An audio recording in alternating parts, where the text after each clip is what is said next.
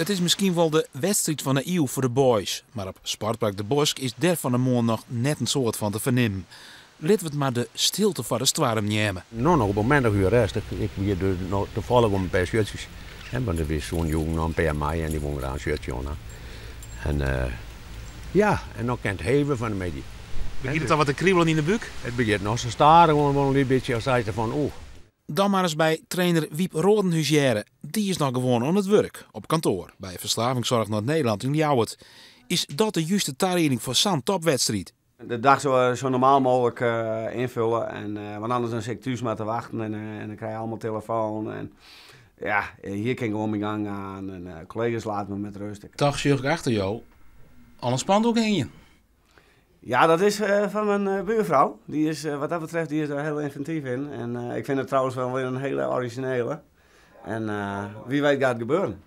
Waarom op een Harkema, een dorp dat bekerkoorts toch wel libbet.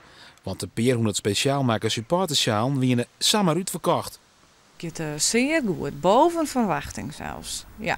Vorige week hebben we er 250 eigenlijk in 2-3 dagen uitverkocht.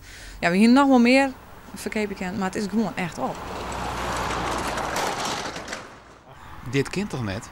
Wat ken het? Johan en Heerenveen, try on. Ja, ik werk bij Heerenveen. Oké. Ja. Wat doe je daar? Mijn werkgever, dat is,